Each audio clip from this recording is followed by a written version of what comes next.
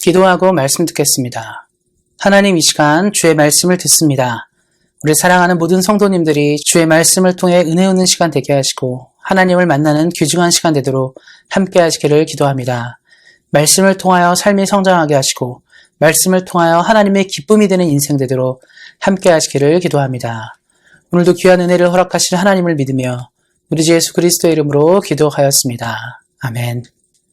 오늘은 선택을 받은 사람답게라는 말씀의 제목을 가지고 함께 은혜를 나누고자 합니다.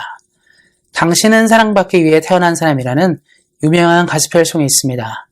이 가스펠송은 발표된 지 수십 년이 지났는데요. 발표된 이후에도 이 노래는 여전히 많은 사람에게 큰 인기와 큰 감동을 줍니다.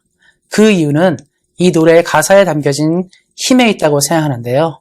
이 가사는 당신은 사랑받기 위해 태어난 존재이고 하나님이 만드신 소중한 존재라는 의미를 품고 있습니다.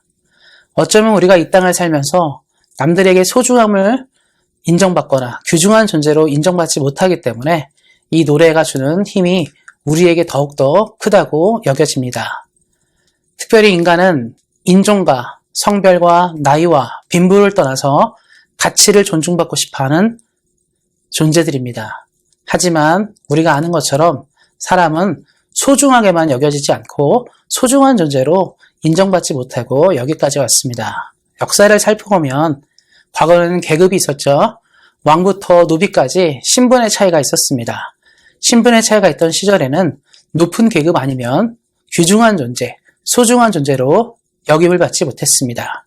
현대는 어떻습니까? 신분제는 이미 차별되어서 우리는 소중하다고 생각하지만 요즘은 어떻습니까? 가지지 못한다면 여전히 소중한 존재는 아닙니다. 그래서 현대의 많은 사람들은 더 가지고 더 누리고 더 얻기를 원합니다. 왜냐하면 존중받고 인정받기를 원하기 때문입니다. 그러면 왜 우리는 과거부터 지금까지 차이를 가지게 되었고 존중받는다는 것이 무엇을 가지지 못하면 존중받지 못한 존재가 되었는지를 생각해 볼 필요가 있습니다. 과거부터 지금까지 성경이 말하는 인간에 대한 기준들을 우리가 볼 때 우리는 이 문제에 대해 좀 더 가깝게 접근할 수 있습니다. 왜 사람은 소중한 존재가 되지 못했을까요? 그것은 첫 번째, 우리 인간은 하나님의 형상이 파괴된 존재가 되었기 때문입니다. 원래 하나님은 인간을 만드실 때 하나님의 형상으로 인간을 만드셨습니다.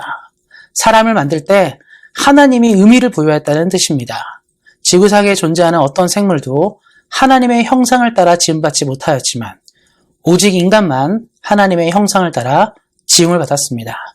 그러니까 인간 안에는 하나님의 소중함이 담겨져 있습니다. 우리가 서로를 향해 가치 있는 존재, 당신은 사랑받기 위해 태어난 존재라고 말할 수 있는 것은 우리가 하나님의 형상을 따라 지음을 받았기 때문입니다.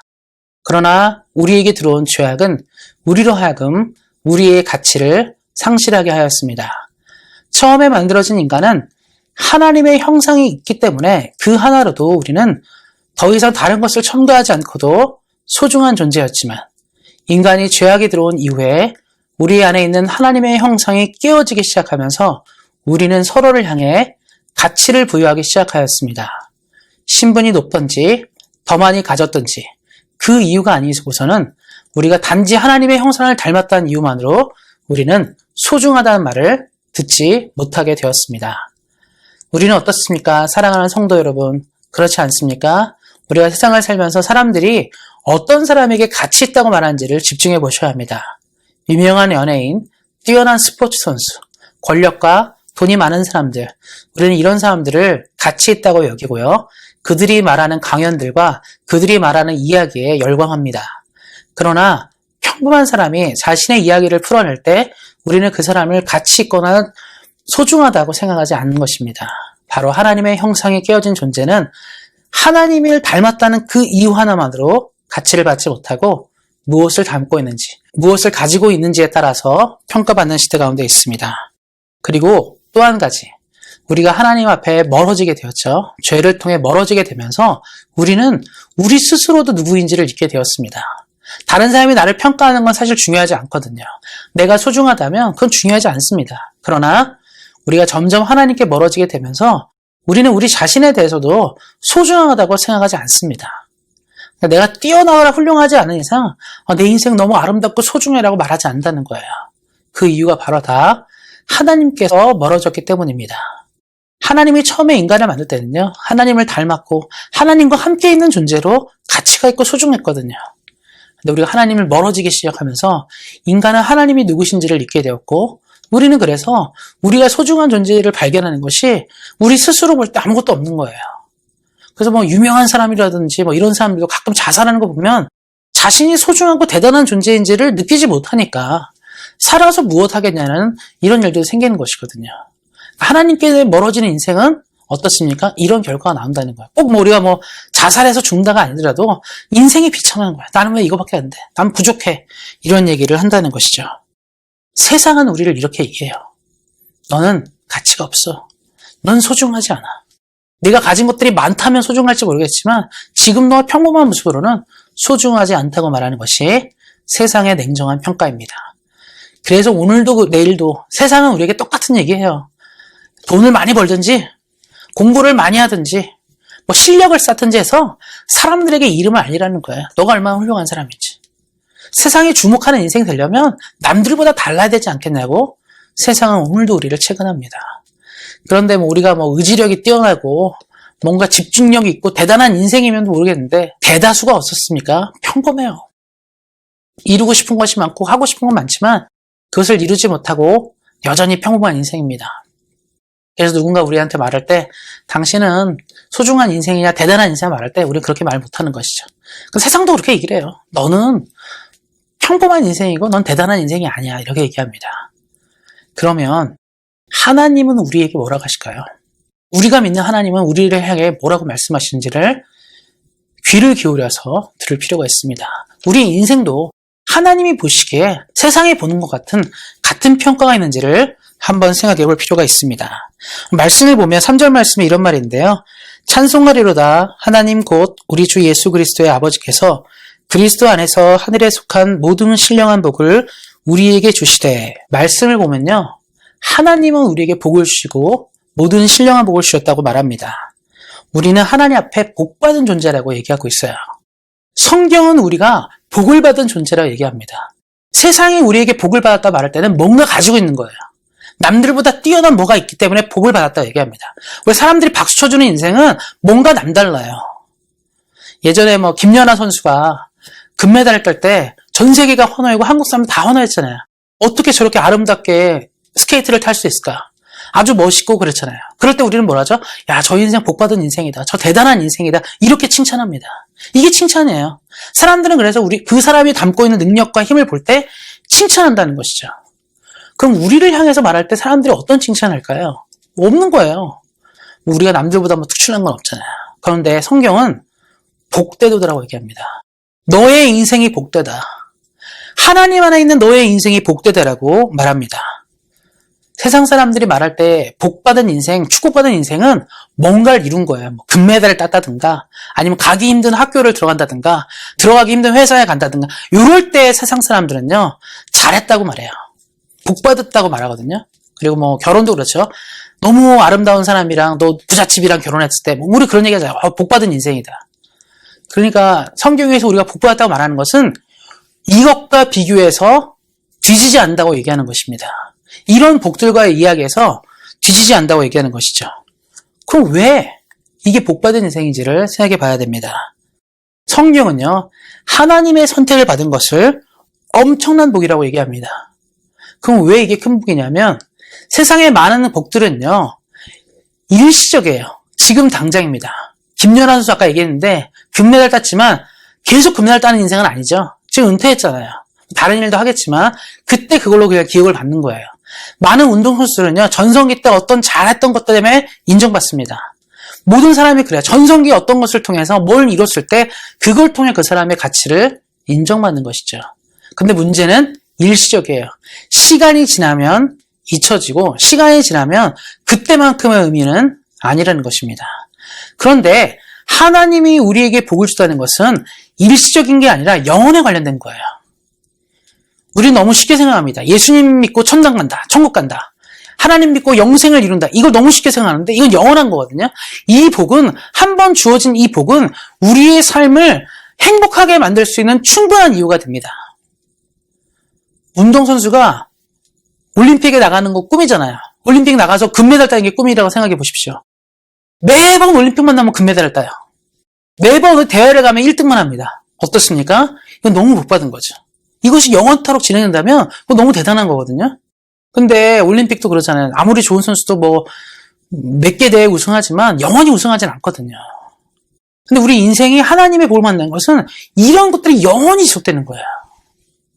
그러니까 삶의 기쁨이 있을 수 있다는 거죠. 내가 하나님을 믿음으로 그것을 붙잡고 살아갈 수 있다는 거죠. 근데 문제는 뭐냐면 우리가 이것을 그렇게까지 인식 못한다는 거죠. 그래서 성경이 말해주는 거예요.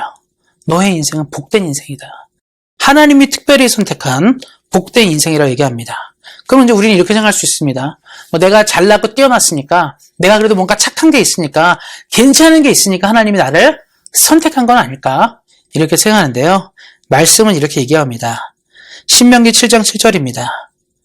여호와께서 너희를 기뻐하시고 너희를 택하심은 다른 민족보다 수요가 많기 때문이 아니니라. 너희는 오히려 모든 민족 중에 가장 적으니라. 하나님이 인간을 택할 때, 우리를 택할 때 말씀하시는 건 뭐냐면 세상에 많은 사람들은요, 좋은 사람을 뽑으려고 그래요. 괜찮은 것들을 선발하려 합니다. 그래서 제가 마트를 가잖아요. 우리 마트를 가면 뭐 코스트코든지 어디 마트를 가잖아요. 그러면 이제 뭐 요구르트라든가 뭐 여러 가지 이제 음식물 같은 걸 살 때가 있잖아요. 냉동 음식 같은 거 살 때 있는데 그렇게 될 때는 잘 봐요. 유통기한, 가까운 거 말고 좀 먼 거. 그래서 바로 앞쪽보다는 좀 안쪽 거 한번 꺼내보기도 하고 비교해보면서 괜찮은 거 고릅니다. 야채든지 고기든지 고를 때 좀 더 신선하고 괜찮은 거, 먹기 좋은 거. 물건을 살 때 항상 꼼꼼히 보죠. 더 괜찮은 거. 같은 값이면 더 좋은 게 뭘까를 생각하고 뽑습니다. 그 이유는 뭐냐면 좋은 거 갖고 싶어서 그래요. 물건을 살 때, 물건을 고를 때 흠 있는 것을 고르는 사람은 없습니다. 우리가 지불을 하잖아요. 또 돈을 지불하고 사는데 뭐 비싼 돈을 주고 지불하는데 흠집 난 걸 산 사람이 어디 있습니까? 그런데 지금 이 말씀, 신명기 말씀을 보면 하나님이 처음에 이스라엘을 부를 때, 또 하나님이 우리를 선택할 때 일부러 흠에 있는 것을 골랐다고 얘기를 해요. 부족하기 때문에. 내가 안 도와주면 안 되는 인생이기 때문에 하나님이 우리를 선발했다고 얘기합니다. 사랑하는 성도 여러분, 우리가 하나님의 부름인 것은 우리가 잘나서가 아니라 우리에게 은혜가 필요해서 하나님 우리를 선택하셨어요. 우리 한 명 한 명을 그렇게 은혜로 부르셨습니다. 세상 사람들은 고르지 않고 세상 사람은 택하지 않을 인생이지만 하나님은 우리를 선택해서 우리를 불러주셨습니다.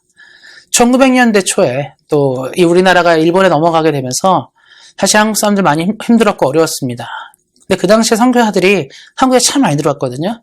근데 선교사들이 어떤 일을 참 많이 했냐면 가난하고 부족하고 뭐 힘이 없는 집안의 아이들을 공부를 많이 시켰어요. 불러가지고. 당시에 뭐 양반집이라든가 돈 있는 사람들은 학교를 다닐 수 있지만 가난한 사람들은 학교를 못 다녔거든요. 근데 이 선교사들이 그런 아이들을 이 교회를 불러오고 공부를 가르치고 또 미국으로도 캐나다라 영국으로 유학도 보내고 그랬습니다. 그 아이들이 훌륭하고 대단해서가 아니라 부족해서 우리가 안 도와주면 이 아이의 인생을 누가 책임질까 생각하기 때문에 엄마 아빠도 포기하고 가르치지 못한 아이들을 가르쳤어요. 그들에게 투자했습니다. 그 사람들이 나중에 다 한국의 리더들이 됐습니다. 이건 무엇을 말합니까? 잘나고 대단해서가 아니라 내가 아니면 안 되니까. 그런 마음으로 하나님은 우리를 선택하셨습니다. 우리 사랑하는 성도님들 한 명 한 명을 이렇게 선택했어요. 그래서 우리 사랑하는 성도님들은 사랑받기 위해 태어난 존재입니다. 하나님이 선택했기 때문에, 세상이 선택한 게 아니라 하나님이 관심과 애정을 갖고 선택했기 때문에 우리는 소중합니다. 세상 사람들이 말하는 소중함은 가치가 있고 능력이 있을 때지만 우리는 다릅니다. 하나님이 나를 불렀기 때문에, 하나님이 나를 선택했기 때문에 우리의 삶은 소중합니다. 이것이 우리의 자부심이 돼야 되고 우리의 힘이 돼야 됩니다. 이 땅을 살아갈 때 많은 사람들이 그래요. 야, 힘나는 일이 없다. 내가 이 땅을 살아가는데 힘나는 일이 없다. 사업도 힘들고 가정도 힘들고 아이들도 그렇고 건강도 좋지 않고 힘나는 일이 없다 말할 때 우리 안에 힘나는 일이 무엇이죠? 이렇게 문제 많은 내 인생, 부족한 내 인생을 하나님이 선택했다. 하나님이 선택해서 나는 오늘도 힘있게 살아간다. 나는 오늘도 힘이 난다라고 말할 수 있습니다. 예수를 믿는 사람은 말할 수 있어요. 주님 때문에 행복하고 힘나는 겁니다. 그래서 에베소 말씀처럼 하나님의 복을 받은 존재라는 것이 삶을 뒤흔들어야 돼요. 가치 있다고 여기는 인생, 소중하다고 여기는 인생이 세상을 바꾸거든요. 우리 사랑하는 성도님들, 하나님이 소중하게 선택하셨습니다. 이 땅을 바꾸고 하나님의 은혜 가운데 살아갈 용기와 힘이 충분합니다. 그것들을 기억하시면서 이 땅 가운데 승리하며 사시는 우리 성도님들 되시기를 예수님의 이름으로 축원드립니다. 그러면 은혜를 입은 하나님의 소중한 선택을 받은 우리는 어떻게 살아야 될까요? 살아야 될 책임이 있는데 어떻게 살아야 되는 겁니까? 하나님이 날 이렇게 사랑하셨는데 나는 어떻게 살아야 하는지를 생각해 봐야 됩니다. 에베소서 5장 1절 말씀에 이런 말이 있습니다. 그러므로 사랑받는 자녀같이 너희는 하나님을 본받는 자가 되고, 너희는 사랑받는 자가 되었다. 하나님이 너희를 사랑했으면 어떻게 살라고요? 어려운 얘기라고 있어요. 하나님을 본받는 자가 되라. 인간은 하나님의 이 발끝도 못 따라가는 존재인데 지금 에베소서 말씀은 하나님을 본받는 자가 되라고 얘기하고 있습니다. 그러면 하나님을 본받는 것이 우리에게 제일 중요한 건데 도대체 하나님을 본받는다는 게 무엇일까요? 어렵습니다. 하나님을 본다는 게 뭘까? 이 말은 하나님의 성품이 우리 삶에 반영이 돼야 돼요. 성령의 9가지 열매 이런 얘기 하잖아요. 이런 것들 우리 삶에 반영이 돼야 됩니다. 그래서 우리 다음부터는 또 성령의 9가지 열매도 한번 살펴볼 텐데요. 하나님의 성품이 삶에 반영되기 시작할 때 우리는 하나님을 닮게 돼 있어요. 성경의 인물들을 보고 또 믿음의 사람들을 쭉 지켜보면 하나님의 은혜가 임하고 하나님의 성품을 닮아가는 거야. 사랑을 배우고 인내를 배우고 소망을 배우고 기쁨을 배워가면서 하나님이 닮아가는 모습을 보여줍니다. 근데 그 모습 속에서 무엇을 발견하냐면 하나님의 모습을 발견하는 것이죠. 그래서 우리가 그런 말 하잖아요. 잘하는 게 누구 집사님, 누구 장로님, 누구 권사님 만났는데 꼭 예수님 같다고 하시는 모습이 성품이 예수님 같아요. 이게 뭐냐면 그분들이 성령에 충만해서 기도하고 말씀 읽고 또 사람들을 대하고 이웃에게 베푸는 모습을 보니까 무슨 말이 나오는 거죠? 절로? 이 사람은 하나님 닮은 사람이다. 성령을 닮아서 이렇게 살 수밖에 없다. 이렇게 되는 것이죠. 그래서 날마다 우리는 하나님을 본받는 인생이 되기 위해 하나님의 성품이 삶에 반영이 돼야 돼요. 그럼 하나님의 성품을 어떻게 반영하냐? 늘 추구하셔야 됩니다. 우리 이제 그런 경우가 종종 있거든요. 그 선수들이, 어렸을 때 선수들이 그래요. 유명한 선수들이 나중에 뭐라고 하냐면, 난 저 사람이 롤모델에서 저 사람처럼 되려고 했다 얘기하는데, 쉬운 예로 지난번에 그 브라질 리우 올림픽에서 박인비 선수가 이 골프에서, 여자 골프에서 금메달을 땄습니다. 그래가지고 전 세계에서 많은 주목을 받았는데, 이 박인비 선수가 얘기한 게 뭐냐면, 나는 박세리를 보고 골프를 쳤다고 얘기했어요. 박세리 선수가 처음으로 이 LPGA를 정복하고 한국이 처음으로 LPGA에서 이 승리를 따내면서 주목을 참 많이 받았거든요. 그러니까 그때 이제 박세리 퀴즈라고 해서 박세리 선수같이 되고 싶은 아이들이 골프채를 잡았는데 그 중에 한 명이 박인비였습니다. 얘기하는 게 뭐죠? 나 그 언니처럼 될 거야. 나 그 선수처럼 될 거야. 이게 롤모델이 되니까 그렇게 되는 것이죠. 우리도 그래요. 나도 예수님처럼 살 거야. 예수님의 모습대로 살아갈 거야를 결심하는 것이죠. 이 찰스 힐던이라는 사람이 쓴 예수님이라면 어떻게 하실까라는 유명한 소설책이 있었습니다. 어떤 한 마을에서 한 목사님이 제안을 한 거예요. 그 교회 성도들한테, 그 마을 사람들한테 우리 1년 동안, 어느 정도 기간 동안 예수님이라면 어떻게 하실까를 생각하면서 한번 살아보자. 평생이 아니라 우리 한번 해보자는 거예요. 그래서 각종 다양한 직업을 가진 사람들이 도전을 시작했습니다. 이 목사님의 말에 격려를 듣고 예수님이라면 어떻게 하실까에 도전을 시작한 거예요. 하다 보니까 삶의 부조리들이 있는 거예요. 어떤 기업을 운영한다 할 때 조금씩 부정을 저지르거나 약간 좀 사람을 속이면서 일을 해야 되는데 그때 생각나는 거죠. 그래, 오늘 1년은 예수님이라면 어떻게 사실까 한번 해보는 거야.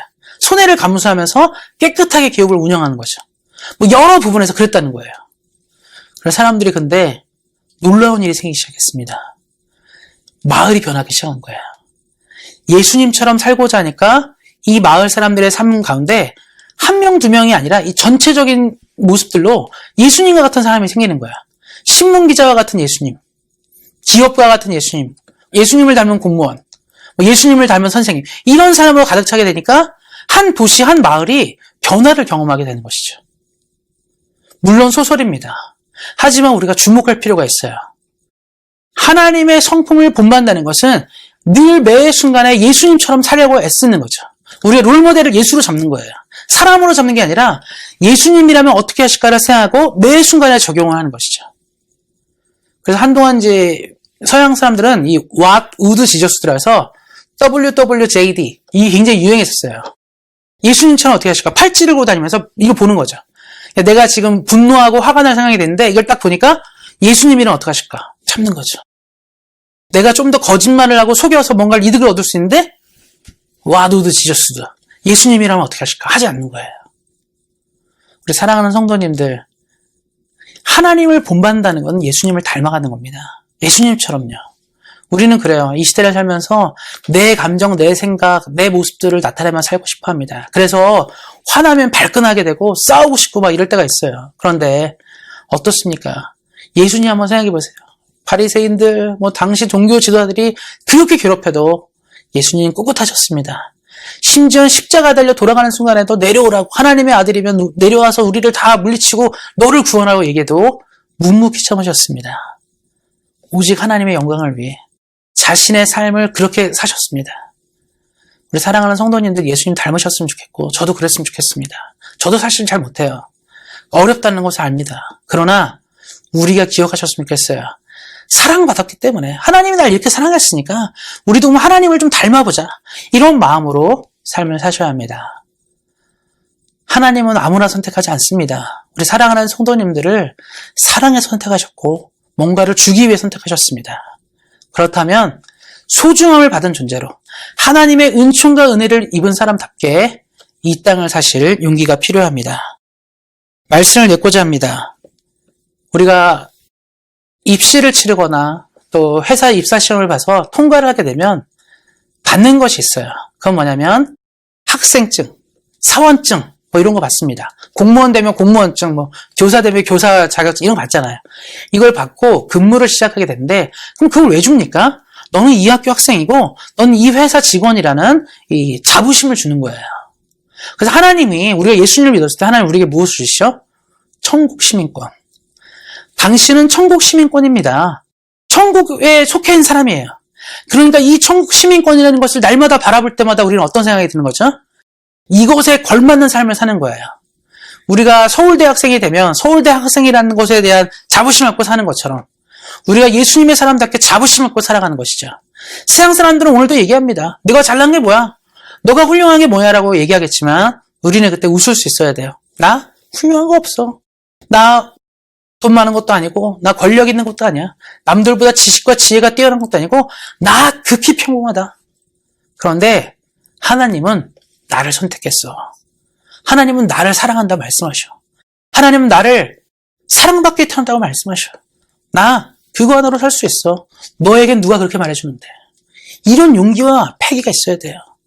예수님을 믿는 사람은 어린이부터 노인까지 이것이 있어야 됩니다.